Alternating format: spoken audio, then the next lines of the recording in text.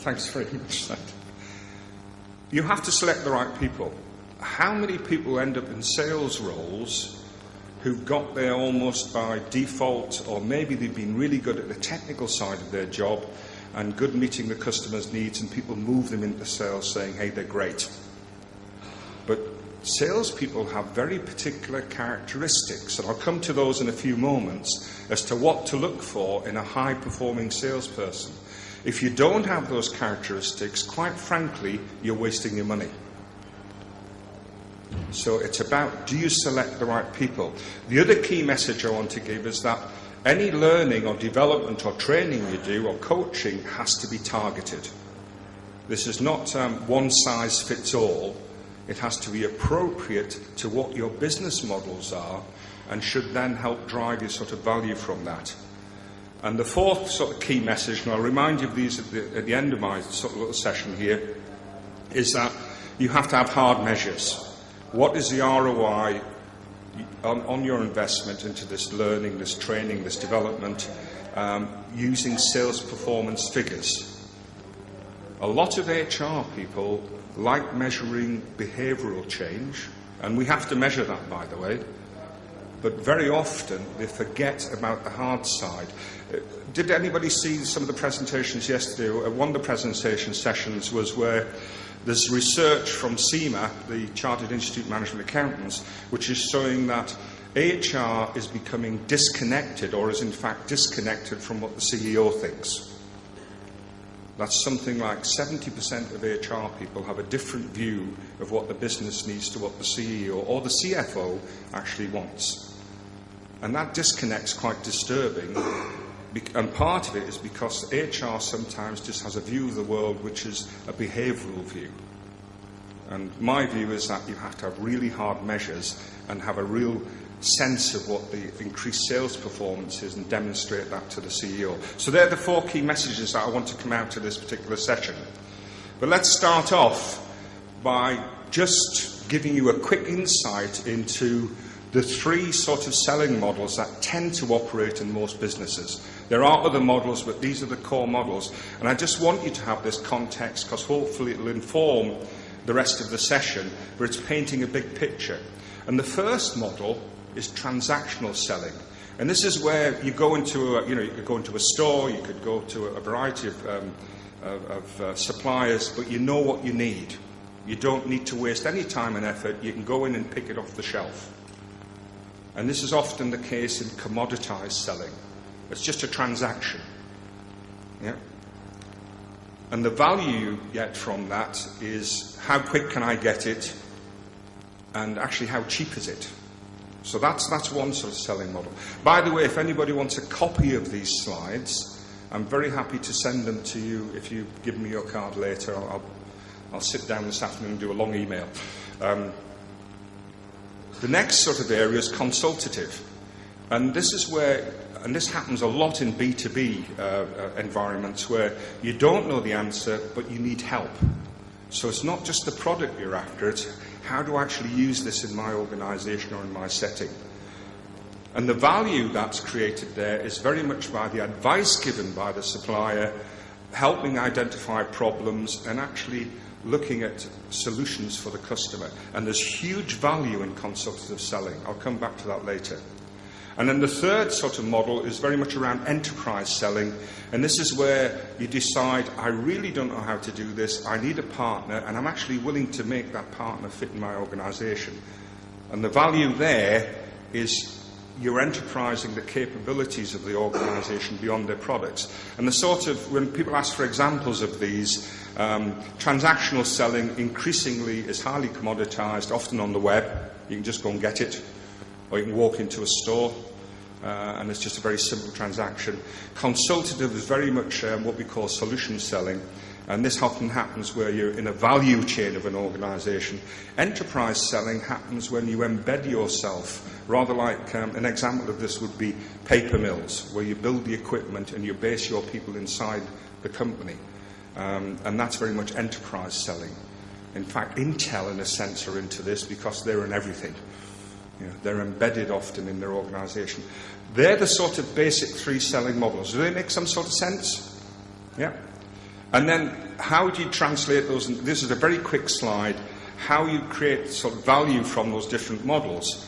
And as you can see, the cost of sale is higher depending on the model, and the value creation is also higher depending on the model. So enterprise selling is a very expensive thing to do. I can tell you that a paper machine will cost £5 to £6 million sterling at least. So that's a huge investment to actually go and put that machine into somebody else's business. So the amount of money you have to invest is higher depending on the model, but the amount of value you get is also higher. So let's just that gives you the sort of background of the selling models. Now, what are the implications when you have a sales force? What do you need to look for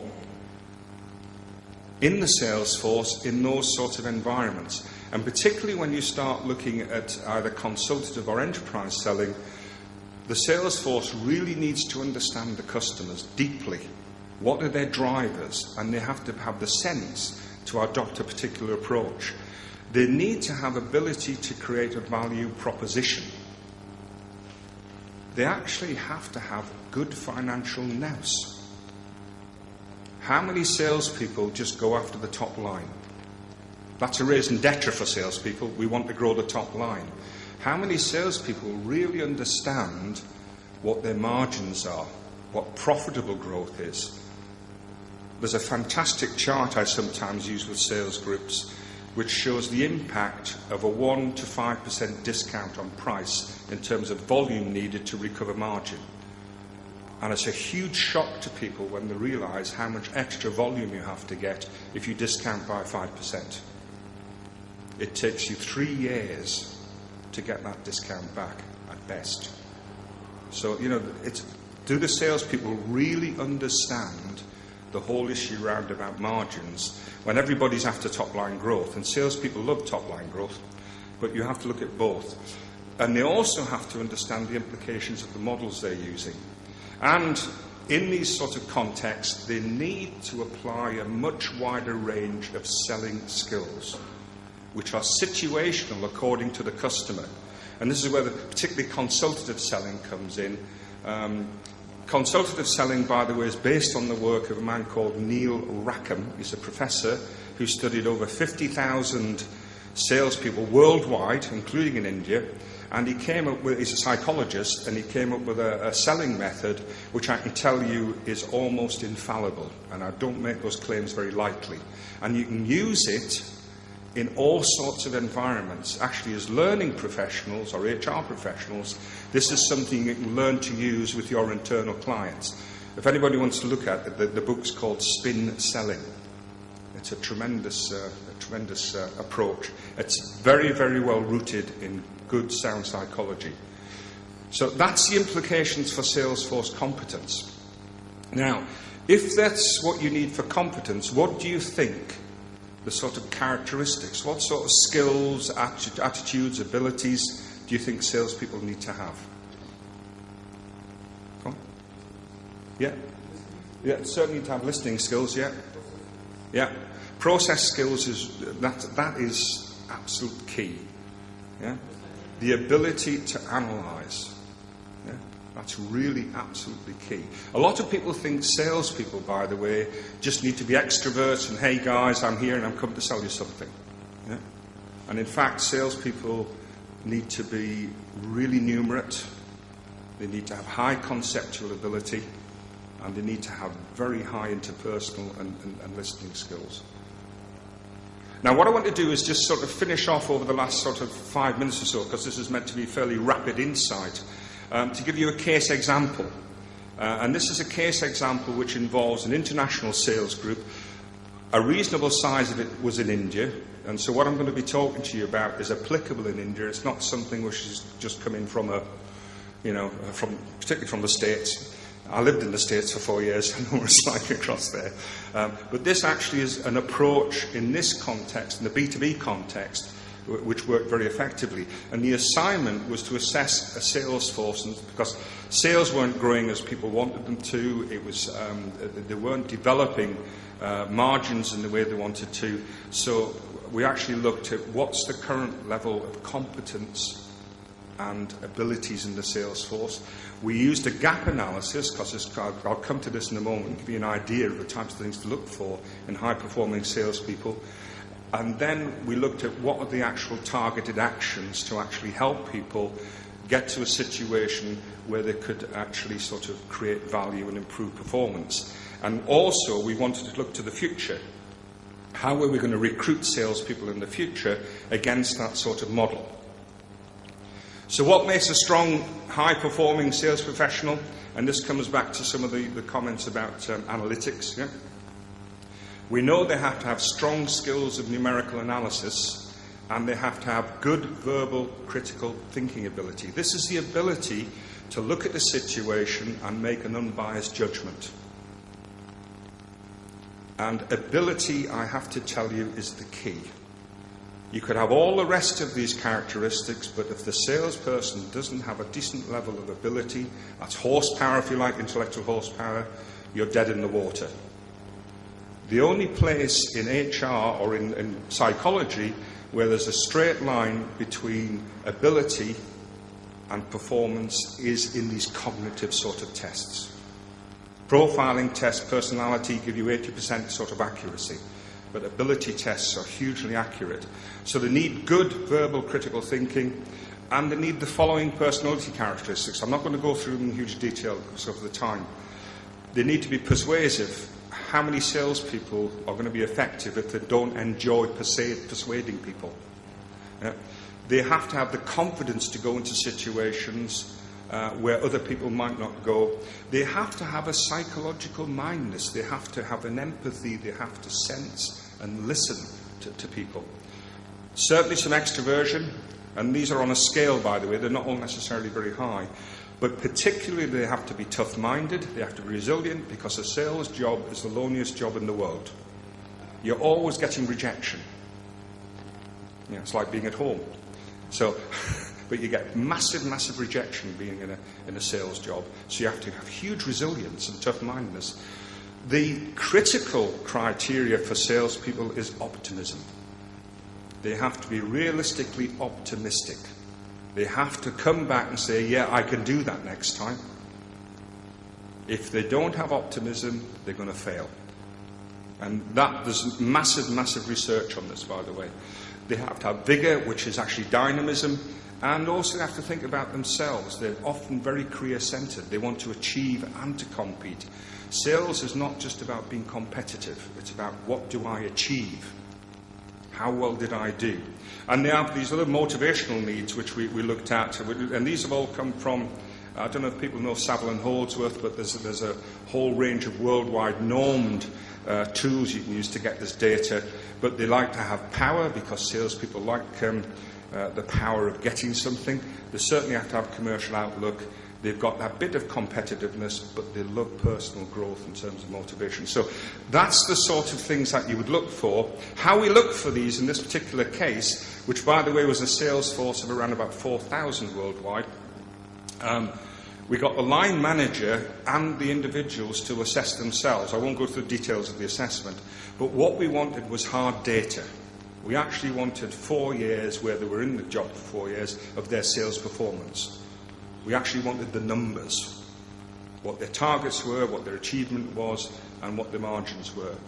We then did some psychometric testing. This was all web-based. We used Verify, which is a very quick way of doing numerical and verbal reasoning, OPQ, which is a key sort of personality profile, and the motivation questionnaire. But we also validated this externally by looking at benchmark norms for high-performing sales group in similar sectors elsewhere. And what did we actually get from this? We actually worked out first the relevant sales model, because interestingly, this particular organisation was still working on a very product-driven transactional model, whereas their customers were really wanting solutions. So we had to shift them into a consultative selling sort of model and approach. And what we then did was we profiled everybody, and I'm happy to talk to people later about how we did that, but we also profiled the sales managers. The biggest problem often with sales people is not them themselves, it's often who's managing them. and whether they've got the actual ability as well. So we included those. We did a training needs analysis then based on their profiles, and I can tell you now some people didn't make the cut. Because you can work out if somebody's, for example, I don't know if you know the OPQ, but it's on a continuum of what we call it the STEM chart, which is just standardised 10, scale of 1 to 10. If somebody's only 2 on optimistic, you've got a real problem. Yeah? A real problem. You really need them at least 6 or 7 on the scale. But if they're 2 on optimistic and they're only, say, 3 on tough-mindedness, they're not going to make it. And you check that out by a behavioural interview, by the way. You don't just take for one moment, you don't just take these tests as gospel. You have to look at other sources of data, but when you check it out, it all fits together, usually. We then delivered targeted training, which was this consultative selling. Clearly, you need to do technical training. Clearly, you need to do product knowledge, which is very, very important in some environments. But the real key was, did they understand how to value sell into a customer by giving them a solution? And did they know how to conceptually put that proposition together? And I can tell you, this company made massive amounts of money by switching to that approach because they were able to position and sell the value they gave. What we also did, though, and this comes into the learning side of this, we made sure there was continuous coaching both for the salespeople and the sales managers. And that's become part of the sort of daily routine with these people. We also revised the sales targets and said, does this stuff really work? So all those people who went through the spin selling, we revised sales targets and actually checked with the customer whether they felt the selling was coming from the spin technique, which it was. And at the end of an 18-month period, there was an ROI of 132 times investment, with margins which were actually slightly better than what they'd previously had. Now that's a very quick sort of run through, but if you can look at that, that's an integrated approach where you've analysed what the business is looking at, what sort of sales models are appropriate, what sort of people do you have, what type of development training should they have, but also, very importantly in this sense, and rather from a hard-nosed point of view, who's going to make it and who's not. And in future, these are the sorts of people we need to recruit that the business actually needs. Because most recruitment, I have to tell you, is done through the rear-view mirror. People always look backwards and say, well, that was good, that's a competence, that's marvellous. You have to look forwards. It's, I think somebody said this morning, it's about next practice. And then the ROI in this particular case, 132. And I can tell you the investment was not huge to do this, because these tools are not massively expensive, especially in countries like India where the pricing points are a bit less. Yeah? So I'm going to sort of draw a line under that, because what I've tried to do is just give you a big picture, give you a case example and say you need to understand the business, particularly the sales process and the context you're in. You have to have the right people, but it's about targeting. Not all of these people needed the development. Some needed it more than others, and some you would be wasting your money. And really, it's not about just sheep dip, as we call it in the UK, and dropping people into the training because it's there. And then you need a hard measure. The CFO and the CEO and the chairman of the company paid very, very quick attention when we gave them the hard measures. And then that opens all sorts of other doors for learning professionals to generate activity which is value-adding to the organisation. Okay, I'm going to stop there, and we'll allow a couple of minutes if anybody's got any burning questions, because I want to give you different perspectives, and we've got these great speakers here who will come at us from the more retail sort of perspective, and also different aspects of how you can add value through sales, through customer care and so on. But any particular urgent question? We've got a microphone at the back there, I think.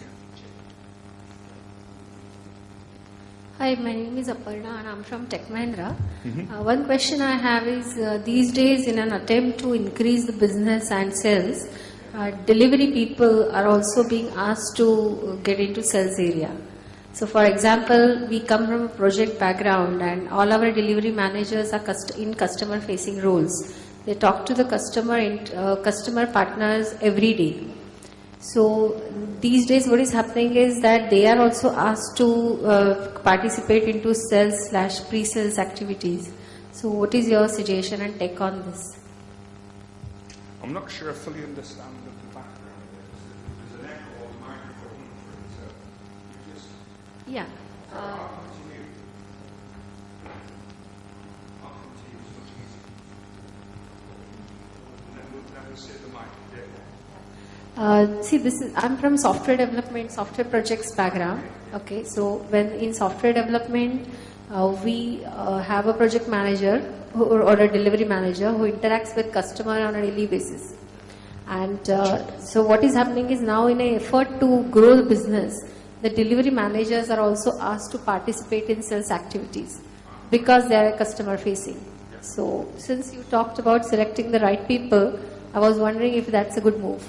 Yeah, actually it sounds to me like a recipe for disaster, if I'm honest.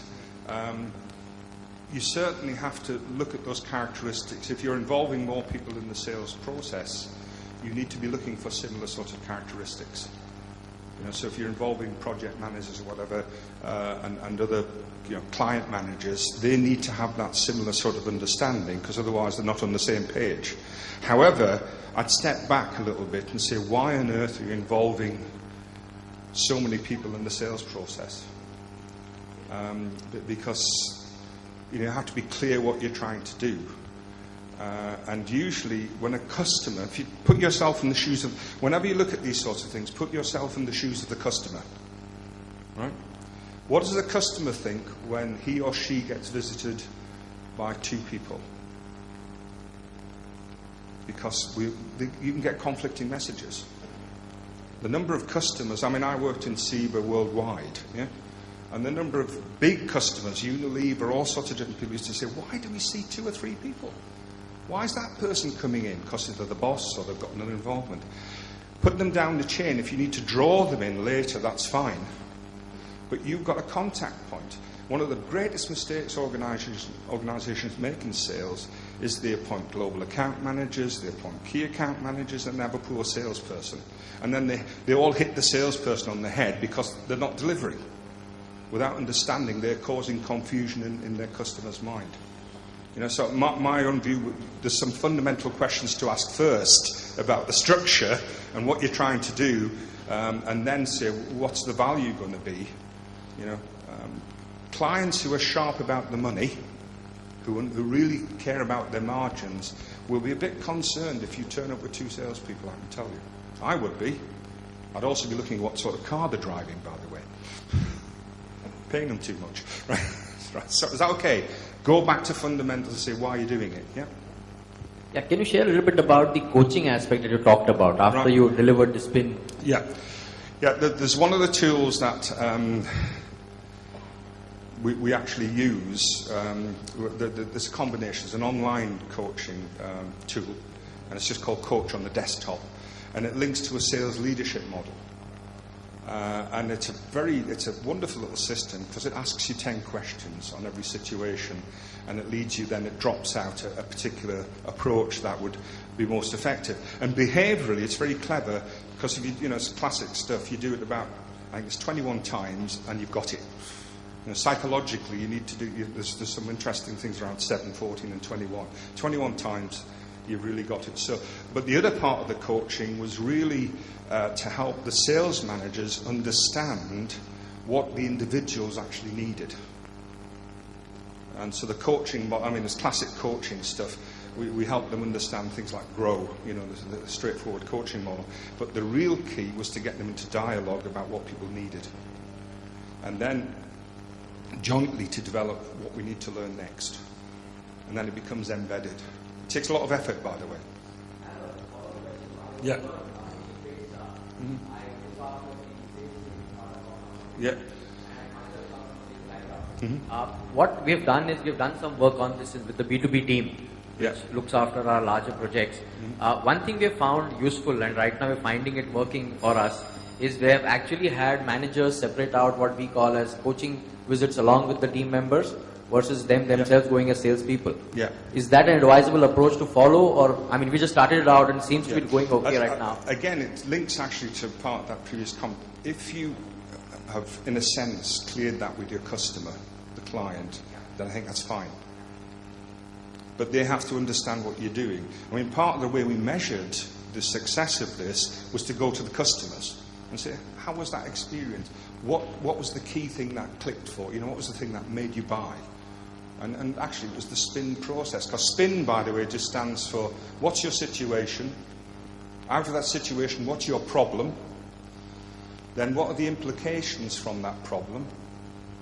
And then what are your needs that come out of it? It's very, very